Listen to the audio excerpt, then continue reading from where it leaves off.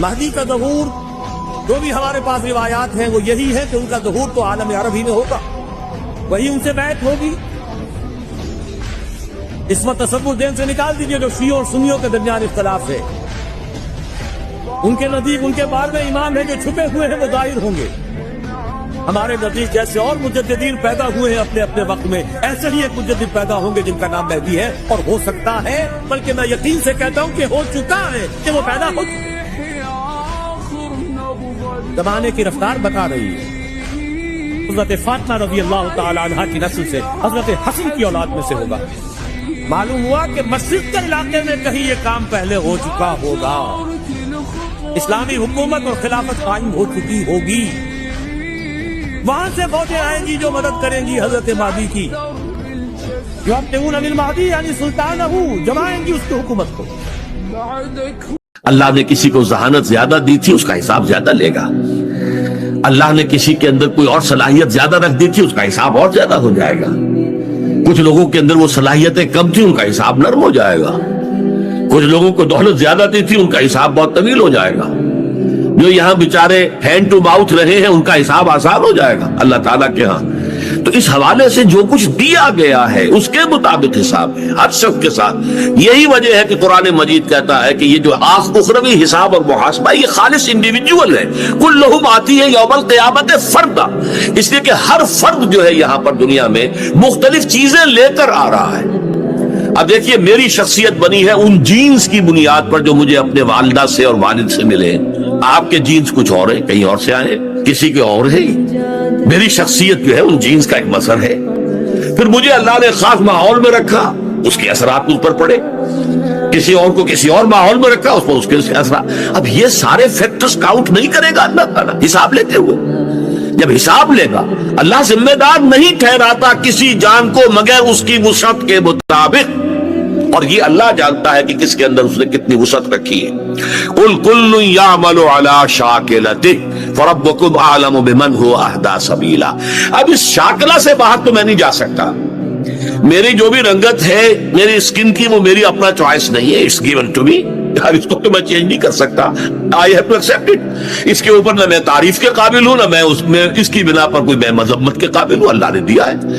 اس اعتبار سے given characters جو بھی ہیں اللہ کی طرف سے ان کو اللہ ملحوظ رکھے گا، اور جب حساب لے گا ہر ایک سے اس کے اپنے گیون جو چیزیں ہیں اس کے مطابق۔ یہ چونکہ ہمارے لیے بہت ہی یعنی یوں سمجھیے کہ حوصلہ افزا بات ہے کہ اللہ تعالیٰ کے یہاں صحابہ کرام کا جو محاسبہ ہوگا ظاہر بات ہے وہ ہمارا نہیں ہوگا۔ آیا ہے نا وہ حدیث کے اندر کہ تمہارے ہاں اس وقت اگر کسی نے 10 میں سے 9 حصے پر عمل کیا، ایک چھوڑ دیا، اس کی بھی پکڑ ہو جائے گی، اور ایک وقت وہ آئے گا کہ کوئی مسلمان 10 میں سے 1 حصے پر عمل کر لے گا، اس کی بھی نجات ہو جائے گی۔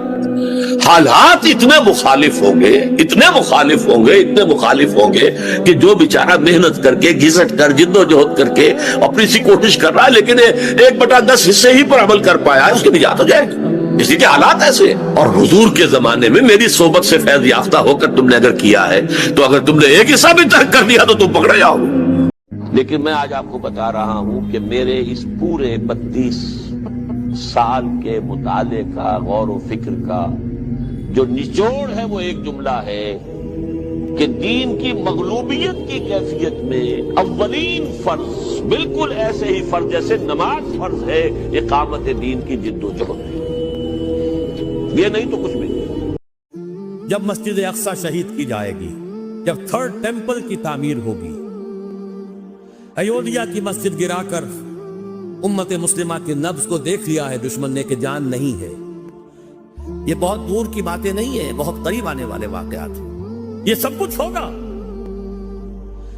آخر صحابہ کے ساتھ بھی پہلے ہی دن اللہ کی نصرت نہیں آ گئی تھی، خوب اللہ نے انہیں ٹھوک بجا کر دیکھا۔ وَلَنَبْلُوَنَّكُمْ بِشَيْءٍ مِّنَ الْخَوْفِ وَالْجُوعِ وَنَقْصٍ مِّنَ الْأَمْوَالِ وَالْأَنفُسِ وَالثَّمَرَاتِ وَبَشِّرِ الصَّابِرِينَ الَّذِينَ إِذَا أَصَابَتْهُمْ مُصِيبَةٌ قَالُوا إِنَّا لِلَّهِ وَإِنَّا إِلَيْهِ راجعون۔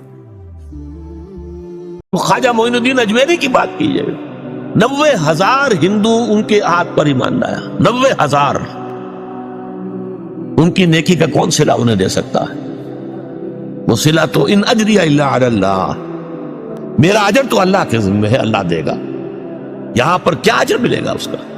سوکھی روٹیاں کھاتے رہے. بابا فرید گنج شکر رحمت اللہ علیہ پانی میں نمک ڈال کر اسے روٹی کھاتے رہے. آج ان کے گدی نشین عیش کر رہے ہیں، وہ تو دوسری بات ہے، وہ تو نظام ہی اور بدل گیا. خود ان کا معاملہ کیا تھا؟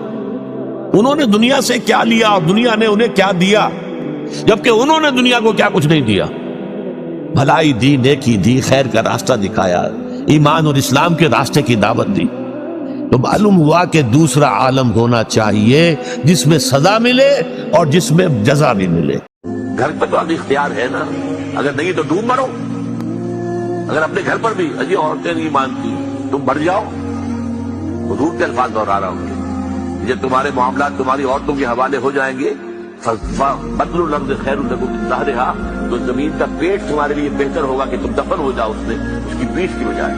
پیٹھ کے اوپر چلو پھرو، اس کی بجائے زمین کے پیٹ میں دفن ہو جانا بہتر.